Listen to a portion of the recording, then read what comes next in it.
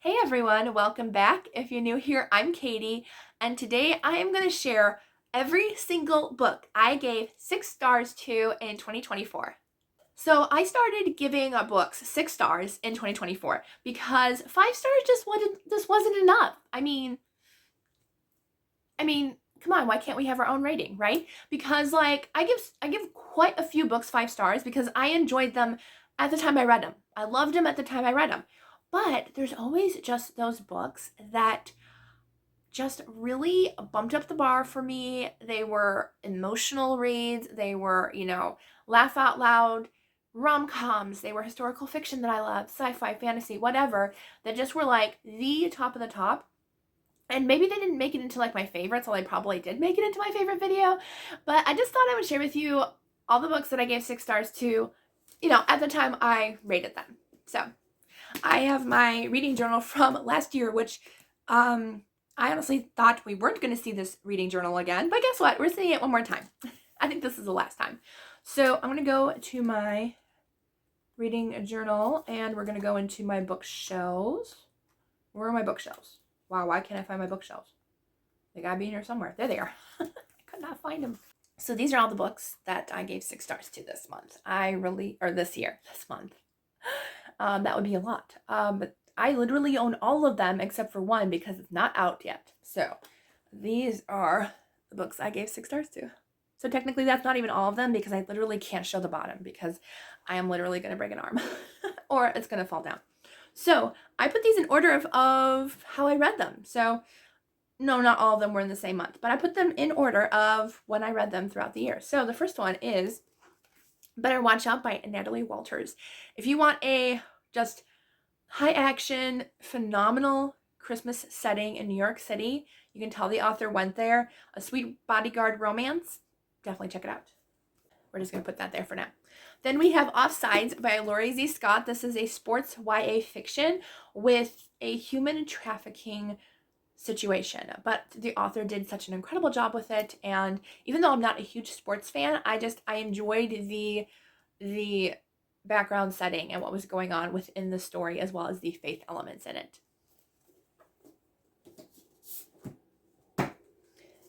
Then I have Embers in the London Sky by Sarah Sundin. This one did not make it on my favorites list only because at the time I was making my favorites list, I tend not to add ones that I really don't remember what they were about and stuff. But I do remember at the time that I read this, I absolutely loved it. It's a World War II fiction set in London. And I know this woman, now I know. Now I remember some of it. Now it's coming back. But this woman has a very abusive relationship with her husband.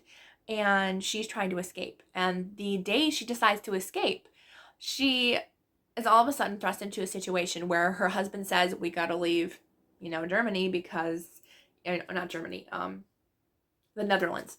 And so they have to leave the Netherlands because the Germans are invading. And so they go. And she's like, great, now I can't get away from my husband. And somehow something happens where she falls asleep in the back seat with her little boy. And she wakes up and her little boy is gone. And she asks her husband, where's my son? And he's like, I gave him to a family to be safe. And she's like, are you kidding me? Where's my son? And so she's freaking out. And so she has no idea. And then her husband is killed and she has no idea on how to get her little boy back. And so it's really heartbreaking. I love all of Sarah Sundin's books. So I don't know why I feel like if I reread it, it would have made it on the favorites list. Next is Loyally Luke by Pepper Bastion. Pretty much every Pepper Bastion book I read this year made it in the 6-star range. So Loyally Luke, honestly, because I just love Luke. And he needed his own story. I'm so happy he got his own story. And I loved Luke. I thought he was a great addition to the Edgewood family. He just brought the lightness and the humor to the family, and I just love him. So yes. Also, by the way, this is an advanced reader's copy. This is like legit, like a really good, like looks like a finished copy. I'm like, are you kidding me? This is like not an art copy, but it is. But absolutely love this story. It's so good. Then the next one is another Pepper Bastion book, Hope Like Wildflowers. And this is the last book in the, I know I'm going to forget the title again. My Heart Belongs in the Blue Ridge. That's the title of the series. This is Kizzy's story. And if you know from book 1 and 2, she's like kind of like the missing sister. She kind of ran away. And so I loved her story. It was so emotional. And the author's note at the end, if you are a person to skip the author's note, do not skip the author's note in this book. I promise you it will make the story so much more impactful. Do not skip the author's note. End of story. Next is probably my favorite rom-com of the year, and that's Love Overboard by Shannon Sue Dunlap. I love this book so much, and I could not love it more. And it's gonna be a series. I'm so excited to see the older protagonists with their just sweet, romancing ways where they try to, match up everybody on the cruise ship. And this is just a lovely read, for a vacation read, or during the summer, during the winter when you have the winter blahs.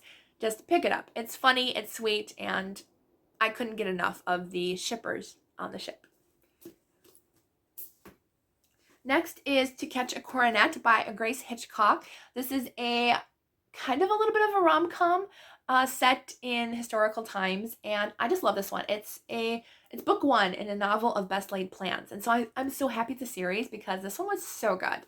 And this is about a girl who, her name is Muriel, and she is a country baker turned heiress. But what happens is she has thought that she's been in love with this guy for like a while, and she's like, well, he hasn't proposed yet. So, and she thinks like, back then, well, I mean, asking a guy to marry you is like definitely not the way to go. But she does at this big party thinking, if I take the initiative, he's gonna think I'm the bee's knees. Well, no, he doesn't. And she's pretty much embarrassed to where she literally has to leave the country to get past the rumors and stuff. So she goes away, and it's just such a sweet romance. There's a little bit of pirates involved, and it's just so good. I love this one so much. Next is For a Lifetime by Gabrielle Meyer. I love this one. And the ending of this book got me so good. I mean, all of Gabrielle Meyer's endings in this series have gotten me really good, but I think this one has gotten me the most in an ending. It really has. I love this one. I'm not going to spoil anything for you because you just need to read the series. But all these series just have to do with time crossers that they inherit it from their mother or father, and they get a birthmark that marks them as a time crosser where they live different timelines in different lives. And it's really good. Then we have Coal Black Lies by Cindy K. Sproles. She is in the top of my favorite authors of all time. And I don't know why I didn't put her on my authors backlog list that I want to read this year, because I will be binge reading the rest of her books. I think I have 3 left to go. But this book is so good. Very heartbreaking. Just be warned, there is a trigger like right on the first page where the main character is trying to commit suicide. If you can get past those first couple pages, the rest of the book is so amazing. I love it so much. It's so emotional, but it's so good. It's so good. It's so good. If I could give 10 stars to a book, well, most of these would probably get 10 stars. Then we have The Cairo Curse by Pepper Basham, another Pepper Basham book. So far, I've read book 1 and 2 of the Freddie and Grace mystery series. Cairo Curse is my favorite. Yeah, I enjoyed The Mistletoe Countess, but I think it was just too hyped for me personally, and I didn't enjoy it as much as I could have. But The Cairo Curse, this book has everything. It's just like that mix of Indiana Jones meets Mr. or Mrs. North. Like, it was just such a cute mystery mixed with action. Love the characters. Then I have The Sisters of Corinth, which is book 2 in the Emissaries by Angela Hunt. This entire series has gotten me so in love with Angela Hunt's writing. And I think I prefer this way of her writing because I like her books with main biblical characters, but they're just usually kind of okay rating to me. But when she does biblical fiction and she does like either extremely minor characters where like literally there's one line about them in the Bible, that's it. Or in this one, I don't think either one of these characters are actually in the Bible. But I just love these settings. And if you love the Mark of the Lion series by Francine Rivers. You will definitely love The Emissaries. Next is Hello Stranger by Catherine Center. This is the only mainstream fiction book that I have on here, but I loved this one. I think this was the second book I read by Catherine Center. I read The Bodyguard, which I did really enjoy, but Hello Stranger was definitely a favorite. I love this one. It was such a unique concept. We're following a woman who is an artist, and she is going to be entered into a huge artist exhibit contest. Well, a few weeks before she's able to even start her work, she is in an accident, and she wakes up and she has face blindness. Now, if you don't know what face blindness is, it's where people who do have it, which most people who have it don't even know they have it because they were born that way, but she was in an accident, so she knows that, something's going on. But what happens is it's almost like jigsaw puzzle pieces where like people's face isn't one picture. It's kind of all jigsaw puzzle pieces. If you see somebody's eyes, they might not be in the right place. You could be talking to somebody and then turn around and then come back to that same person. You won't even know or remember that you were talking to the same person, so I know they use a lot of different triggers and stuff to help them remember who they're talking to and stuff, but this was just so good. I loved it. And I guess most of the twists and turns, but there was a minor twist that I did not see coming, and I was like, that added just like that extra little oomph to the story. But I love this one. So if you're thinking about picking up Catherine Center's work, I've honestly only read 2 of her works, but this one was really good. I think I'm going to have to start putting books down here because we're running out of room. All right. But we are almost done. We're down to the last 5. Yay. Oh, 6 actually. There's one I forgot I don't own. But the next one is Beyond Ivy Walls by Rachel Fordham. I love this one. Love this one. As I've said in the past, if you enjoy Beauty and the Beast retellings, Phantom of the Opera, Rigoletto, you will enjoy this like kind of musically inspired retelling. It was just so sweet. I loved it so much. And it's just such a light, I mean, there's heavy themes, but it's more of a lighter romance. It's just more of like a breather type of romance. I loved it. I thought it was great. Then we have Meeting Her Match by Jen Tarana, which is book 3 in the Matchmaker series. And I loved this one. I thought the banter was great. I loved the small town feel later on in the book. I loved the mystery aspect of it. And I really love Jen Tarana's character. She just has that, has the romance banter down for sure. And this was actually my very first series of hers that I ever read. So I definitely want to read more of her backlist. And she's got a lot. It's going to take me a while. Next is The Lost Library by Melissa Koslin. And this one actually just came out this past year. And you might not have heard of this one because, I've talked about it on my channel. But she is the author of Dangerous Beauty, which I also really, really, really, really love. That's still probably my favorite of hers. But The Lost Library is really good. This is about a girl who's kind of like on the run from the mafia. She starts working for this guy who's kind of like the beast of the office. He's a recluse, but he finds out that she's in danger, and so he decides to protect her. And then there's a missing library. It's all just kind of interconnected, and it's really, really good. Highly enjoyed this one. And then the next one is my only classic on the list, but it's such a phenomenal read, and that is The Blue Castle by Ellen Montgomery. And this one just got me in all the feels, and I actually just got this for Christmas. So thank you to my friend Oshina for sending me this book. And she sent it to me because it was the only Canadian author on my list. But I'm just so happy to have this book, and it is one of my favorites. The main character, Valancy, she was just so much like me, and what I aspire to be later on in the book. She just has such spunk and such courage and encouragement, and I just loved her. So yeah, this is probably what I think honestly is the only classic book I've ever given 6 stars to. So I probably would give Pippi Longstockings maybe 6 stars, but this one probably wouldn't even be that because I really, really love this book. Then we have Saved by the Matchmaker by Jodi Hedlund, which was actually a surprise 6 stars for me because if I'm being honest, the first book it was very, very, very okay for me. Like, it was not one of my favorites of the years. And so I was very hesitant to get the second book in the series because I was like, I did not particularly enjoy it. There were good parts in the first book, but I honestly don't remember hardly any of it.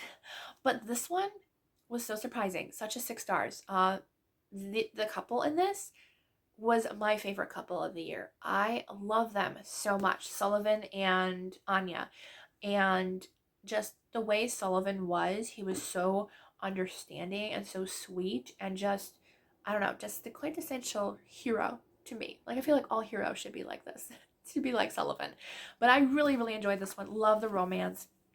And it was just super sweet and I loved it. And then this is the book that I don't own, and that is Some Like It Scott by Pepper Basham. Glad I remembered to mention it, but I loved it. I love Pepper Basham's work. This is the last Pepper Basham on this list, but Some Like It Scott, it comes out in a few months, and I've already read it, and it's fantastic. Main character's name is Katie. Why wouldn't I love it? Because her name is my name. Character is like me. Why wouldn't I like her? So I loved it. It was so funny, sweet rom-com with a little bit of a klutzy heroine, and it was just so sweet. Set in Scotland, what more could you want, honestly? Then the last one I have on here was my last 6-star rating. I don't think there will be more by the end of the year, because since this video is coming out in January and it's December 23rd now, and so I don't think there's going to be another 6-star. I could be wrong though. I really could be wrong. But the last one I have on this list is Crisscross by C.C. Warrens. I don't think I've read such an intense thriller. Now, I love thrillers a lot, but a lot of them just seem so, I would say they're just very formulaic, where it seems like they kind of just jumble all together and they're kind of all similar themes. This one, on the other hand, was completely different. I don't know what I was going into with this book. People who read it, they were like, this was amazing. And I'm like, okay, yeah, sure, I need to read it. Then I heard that the author was going to be at an event that I was going to. And I'm like, okay, I need to bump it up the list. And I'm so happy I did. I'm actually currently reading book 2 right now.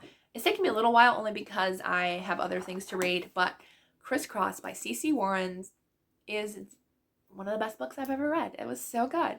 And yeah, if you love intense action thrillers, it was just that good. And I also love that the main character, she has very, very high anxiety, and so it's kind of a good representation in the book. I felt like the author did a really good job with that. Mine's definitely not at that extent, but I do have anxiety, and so it's kind of interesting to see that play out in this book. So really, really enjoyed it, and I think you would too. So those are all the books that I gave 6 stars to in 2024. Now I'm going to have to actually put all these books back where they belong. But I enjoyed doing this video. I like seeing all the 6 stars that I gave out, and I think only 1 out of these or 2 didn't make it on my favorites, and it's only because I either forgot or I just didn't remember at the time what the story was about. And in order to make it on my favorites list, I need to remember quite a bit about what happened in the books. My memory is not that good anyways, so it was a lot of fun. All right, so I hope you all have a wonderful day. Let me know if any of these books have you read? Have you given them 5, 6 stars? Or it's okay if you didn't like them. I'm not going to be mad, I promise. All right, so I hope you all have a wonderful day, and I will see you all in the next video.